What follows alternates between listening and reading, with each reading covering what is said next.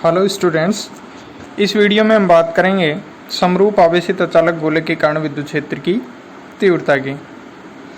तो हम गाउस के नियम के अनुप्रयोग पढ़ रहे हैं और उसमें नेक्स्ट है ये समरूप आवेशित अचालक गोला, uniformly charged non conducting sphere. तो माना एक आर त्रिज्या का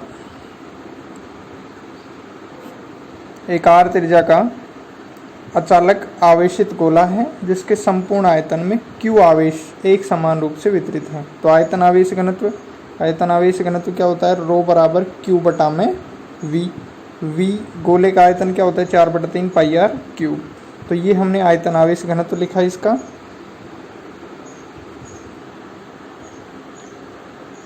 तो गोले के केंद्र O से R दूरी पर स्थित किसी बिंदु P पर विद्युत क्षेत्र की तीव्रता ज्ञात करनी है। बिंदु P की 3 स्थितियां संभव है, जैसा कि हमने पिछले वीडियो में भी पढ़ा था। ठीक उसी तरीके से यहाँ पे भी बिंदु P की 3 स्थितियां हैं। तो फर्स्ट कंडीशन है हमारे पास में जब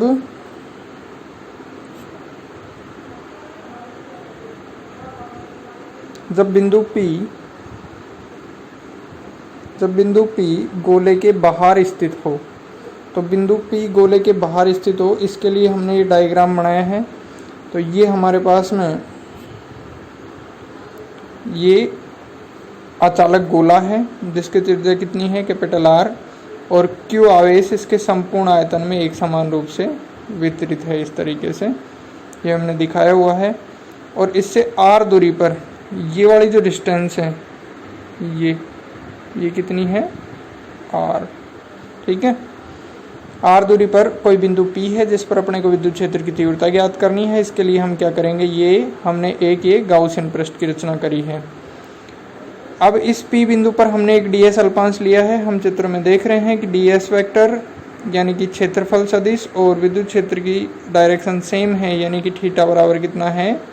0 डिग्री है। तो इस तरीके से जब बिंदु P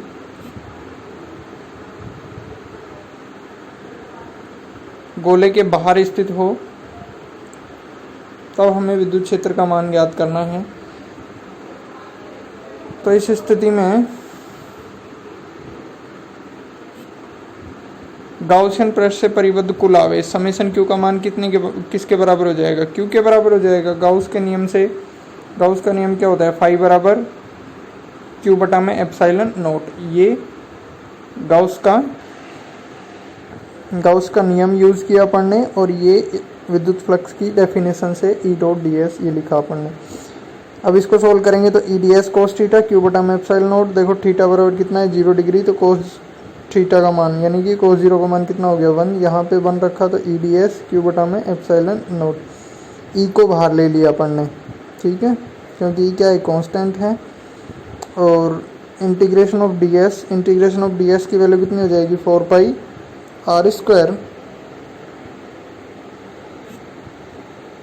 और इंटीग्रेशन ऑफ ds की वैल्यू 4 पाई R स्क्वायर।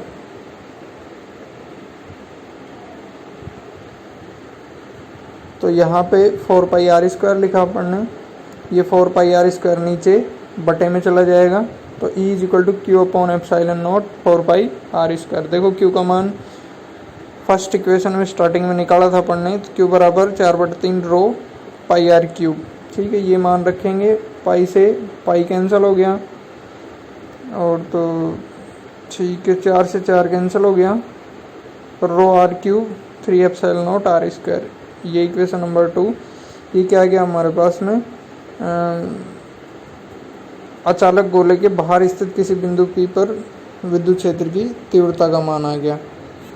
अब हम सदिश रूप में इसको लिखना चाहें तो देखो विद्युत क्षेत्र की दिशा R वेक्टर की दिशा में, यानी कि R कैप लगाएंगे।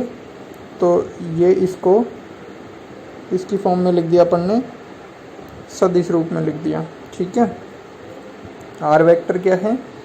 ये OP वेक्टर की डायरेक्शन है ये, यानी कि विद्युत क्षेत्र की दिशा को व्यक्त करेगा ये R वेक्टर। ठीक है, अब दूसरा पॉइंट, जब P बिंदु कहाँ हो? गोले के पृष्ठ पर हो। तो देखो हम क्या करेंगे, r बराबर r रखेंगे। ये जो ऊपर अपन ने इक्वेशन निकाली थी समीकरण नंबर 2, ये जो हमने इक्वेशन निकाली थी समीकरण नंबर 2, इसमें हम क्या करेंगे, r बराबर r रखेंगे। ठीक है, तो हमें मिलेगा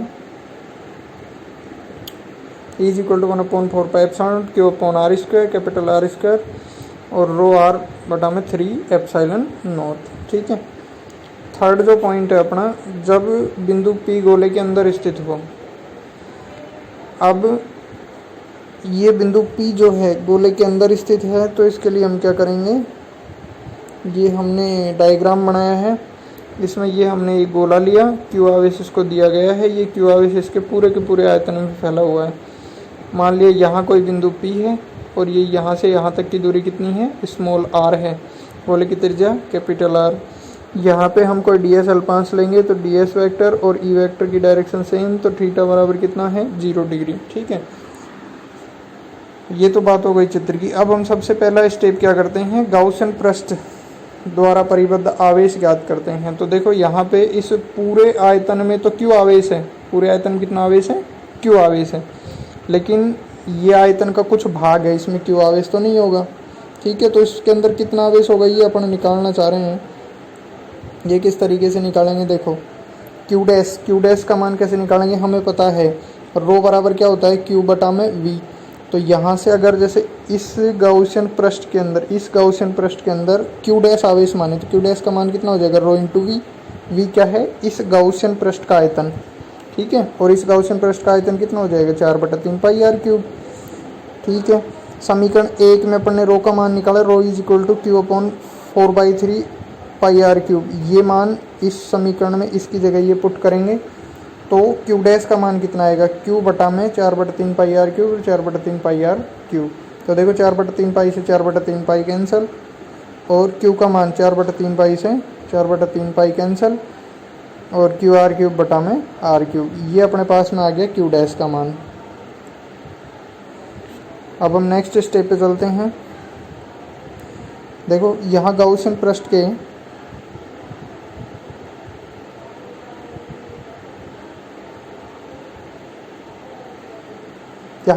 पृष्ठ के बाहर और गोले की सतह के मध्य, यानी कि ये तो अपन ने गाउसियन पृष्ठ लिया था, और ये गोला, ये वाला जो आवेश है, ये वाला यहाँ पे ये जो आवेश है, इस एरिया में जो आवेश है, इस आवेश के कारण यानी कि q माइनस क्यू डैश के कारण बिंदु P पर विद्युत क्षेत्र की तीव्रता 0 होगी। यानी कि बिंदु P पर विद्युत क्षेत्र की तीव्रता किसके कारण होगी, बिंदु P पर विद्युत क्षेत्र की तीव्रता केवल इसमें जो आवेश है ना q डैश, इसके कारण यहाँ पे विद्युत क्षेत्र होगा। यहाँ पे विद्युत क्षेत्र के कारण, यहाँ पे जो आवेश है उसके कारण यहाँ पे विद्युत क्षेत्र की तीव्रता कितनी रहेगी, 0 रहेगी।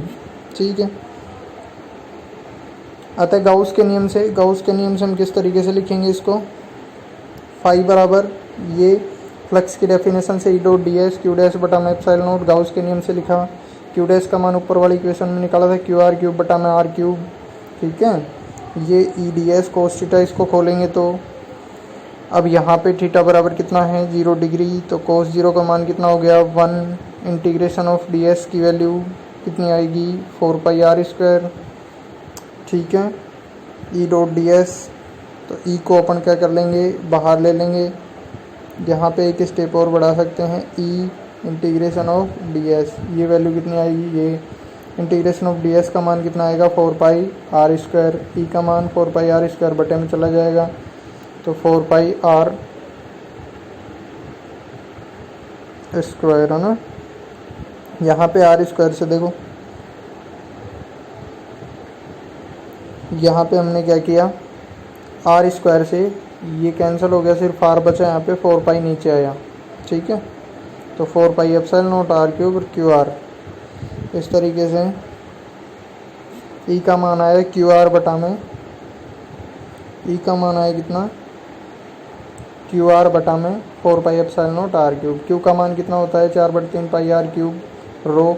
ये मान जब इसमें रखेंगे तो हमारे पास में ई का मान कितना आएगा, क्यू बटा में 4 पाई एप्सिलॉन नॉट आर बटा में R cube, rho upon 3 epsilon not R. इसको दे देंगे इक्वेशन नंबर नेक्स्ट। तो ये हमारे पास में आ गया अचालक गोले के अंदर विद्युत क्षेत्र का मान। ठीक है, इसको सदिश रूप में लिखना चाहें तो इसको सदिश रूप में किस तरीके से लिख सकते हैं, यहाँ पे ये जो है इसको वेक्टर की फॉर्म में लिख देंगे अपन, यानी कि इस आर के ऊपर क्या लगा देंगे, ये वेक्टर लगा दिया, रो बटम 3 एप्सिलॉन नॉट यहाँ पे वेक्टर लगा दिया। समीकरण 6 से गोले के केंद्र पर विद्युत क्षेत्र, गोले के केंद्र पर विद्युत क्षेत्र E बराबर 0। E बराबर 0 क्यों, क्योंकि समीकरण, इस समीकरण में जैसे R बराबर 0 रखेंगे, गोले के केंद्र पर R बराबर कितना है, 0 है, और इस समीकरण जब R बराबर 0 रखेंगे तो ये मान पूरा ही कितना हो जाएगा, 0। तो इसका मतलब क्या हुआ, गोले के केंद्र पर विद्युत क्षेत्र का मान कितना है, 0 है।